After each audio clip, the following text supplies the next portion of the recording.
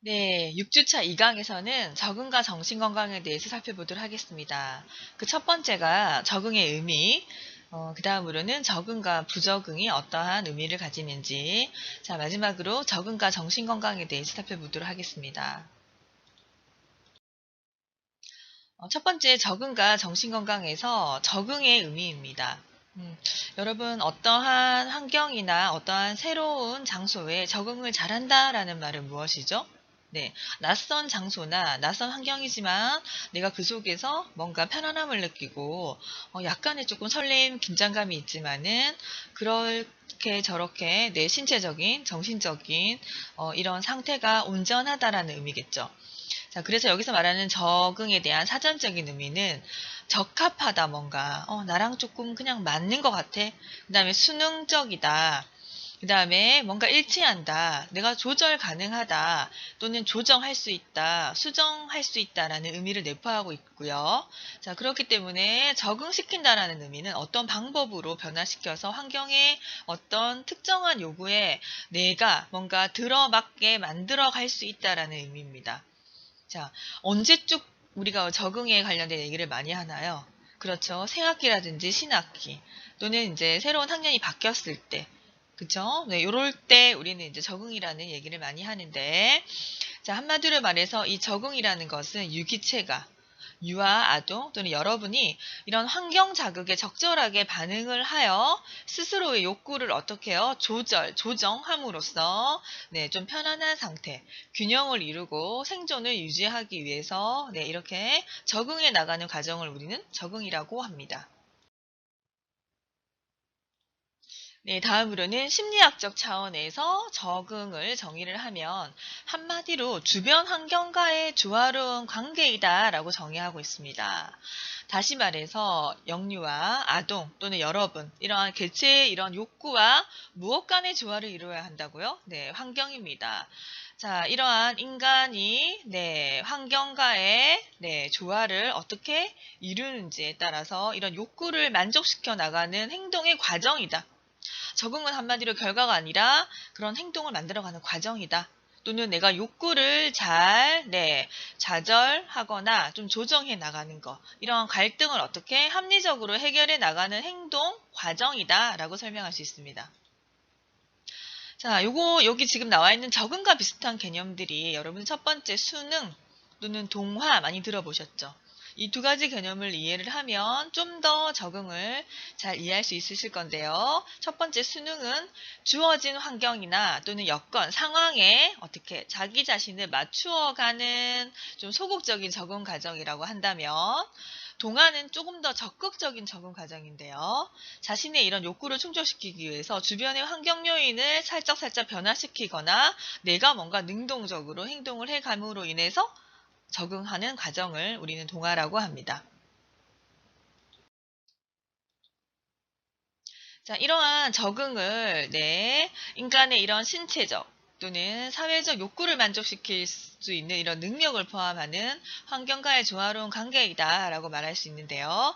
이런 행동의 이런 다양성과 또는 이러한 변화가 욕구를 만족시켜주기 위해서 환경과 당연히 조화로운 관계를 잘 가질 때 우리는 잘 적응해 나간다라고 할 수 있죠. 자, 적응의 교육학적인 사전을 보실까요? 유기체. 아동이 환경에 대해서 어떻게 만족한 관계를 갖는 것. 자, 여기서의 관계란 타인과의 관계. 네, 아동이 만나는 또래 집단이 될 수도 있고요. 교사 또는 네, 새로 뭔가 집단에서의 이런 형태의 다양한 사람들 유형이 될 수 있겠죠.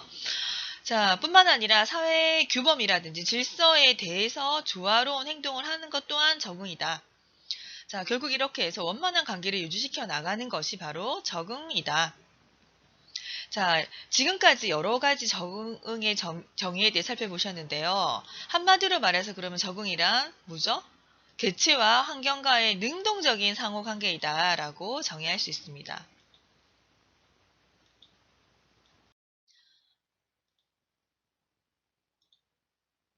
네, 한종철 선생님께서 이러한 문제 해결에 대한 대처 방법을 세 가지 차원에서 얘기를 하고 계신데요. 첫 번째가 문제 해결의 방법, 두 번째가 수용적인 방법, 세 번째가 우리가 좀 초점을 맞춰야 할 적응 기제, 다른 말로 방어 기제로 나누고 있습니다. 보시면 문제 해결의 방법은요. 예를 들자면 자동차가 고장나면 어디? 수리점으로 자동차를 끌고 가서 실제로 고치는 방법. 굉장히 직접적인 문제 해결 방법이죠. 자, 두 번째. 내가 어쩔 수 없어. 내가 해결하지 못하는 상황이 주어졌을 때 그냥 그 상황을 그대로 받아들이는 거. 수용하는 거. 자, 적극적인 이 문제 해결을 하는 방법, 수용적인 방법, 그거 외에 우리는 또 어떤 방법으로 문제 해결을 할 수 있을까요? 자, 우리가 지금 배우고자 하는 적응과 관련된 그 의미가 바로 이 적응 기제인데요. 다시 말해서 방어 기제. 자신이 경험하고 있는 심리적인 압박이나 억압 또는 이런 욕구를 그 문제와 관계없는 다른 방향으로 해소해서 뭔가 욕구를 해소를 한다. 심리적인 편안한 상태를 유지한다. 자, 자존심을 보호할 목적으로 행동하는 여러 가지 반응들을 우리는 방어 기제, 적응 기제라고 합니다. 네, 그러면 지금부터는 이러한 적응 기제에 대해서 하나씩 살펴보도록 하겠습니다. 네, 억압인데요. 억압은 우리 내부의 충동에 대한 것. 뭔가 억압이라든지 이런 불안을 느끼게 하는 생각, 기억, 감정, 충동, 이러한 좀 의식에서 용납하기 어려운 것들을 우리가 너무나 고통스럽고 그렇게 느끼기 때문에 이것들을 어떻게 의식적으로 무의식 세계로 그냥 밀어 넣는 거예요. 그래서 무조건 드러나는 감정, 나 그거 생각하면 너무너무 스트레스 받아 하기 때문에 무조건 그냥 억누르는 거. 네, 이러한 방어 기제 우리가 흔히 많이 가지고 있죠. 자, 두 번째 상환입니다. 무의식의 이런 죄책감에서 벗어나기 위해서 우리는 사서 고생을 하는 경우. 자, 잃어버린 대상을 그리워하면서 나는 이별했기 때문에 그 남자는 이렇게 힘들 것인데 그렇기 때문에 내가 기쁠 자격도 없어라고 해서 불안하게 지내는 경우. 이것을 우리는 상환이라고 하고요. 자, 다음 투사 많이들 하고 있죠. 자, 사회적으로 인정받을 수 없는 공격적인 이런 충동이나 성적인 욕구를 인정하지 않고 어떻게 남에게 돌려서 이런 거를 약간 대리만족하는 이런 심리적인 기제입니다.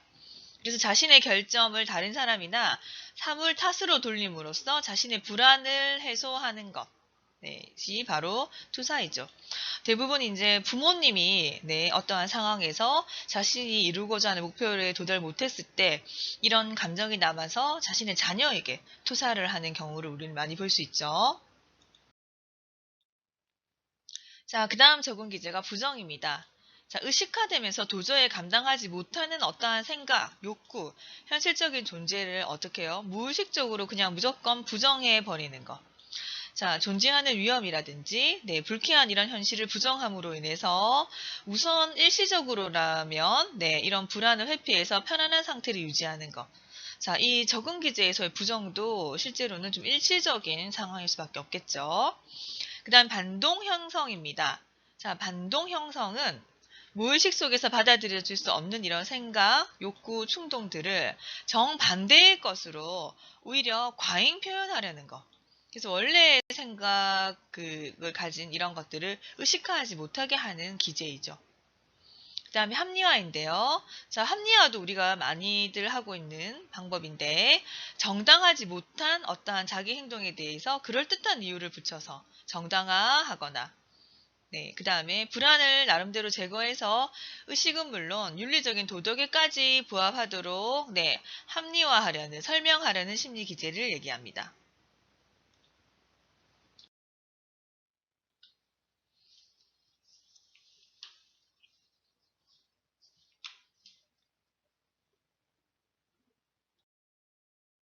네, 다음은 욕구 좌절에 대해서 살펴보도록 할 건데요. 자, 인간이 가진 이런 욕구 좌절은 인간이 가진 욕구가 개체적인 이런 조건이라든지 어떠한 상황, 그다음에 사회적인 이런 제약 속에서 우리의 이제 긴장 해소가 곤란하게 되거나 또는 뭔가 내 욕구가 억압당하게 되면서 결국에는 욕구 불만인 상태에 이르게 되죠.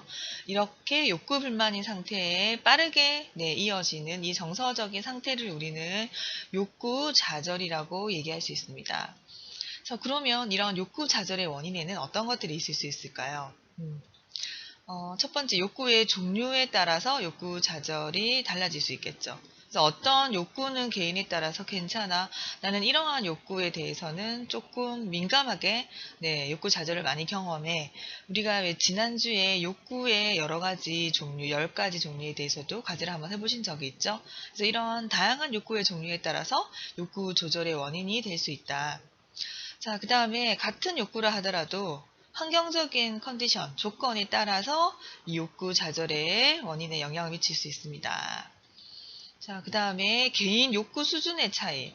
자, 똑같은 욕구의 종류라 하더라도 개개인이 느끼는 척도가 달랐죠. 그래서 어떤 욕구에 대해서는 나는 민감하게 반응하고 어떤 욕구에 대해서는 나는 별로 민감하지 않아 하기 때문에 이러한 3가지 이상의 조건들이 욕구 조절의 원인이 되겠습니다. 자, 그거 외에도 여러 가지 또 조건들이 있는데요. 시간적인 이런 지연이 또 욕구 좌절의 원인이 됩니다. 자, 우리가 시간적으로 너무 압박감을 느끼거나 또는 내가 빨리 하고 싶은데 뭐 한 달 뒤에 그걸 들어줄게. 이렇게 지연됐었을 때 우리는 욕구 좌절을 경험할 수 있죠. 그 다음에 두 번째, 자원의 부족입니다. 한정된 자원 속에서 이렇게 경쟁을 해야 되는 상황이라든지 뭐 이런 것들. 그럼 우리는 어차피 해도 안 돼. 욕구 좌절을 경험하게 됩니다. 그 다음에 상실 또는 여러 번 했는데도 계속 지속적인 실패를 반복할 때. 그쵸? 이런 것들 또한 욕구 좌절의 원인이 되고요.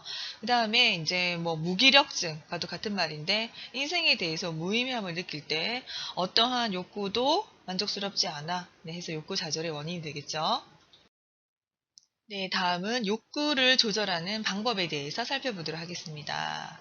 자, 크게 욕구 조절은요, 성공적인 적응을 통한 방법이 있습니다.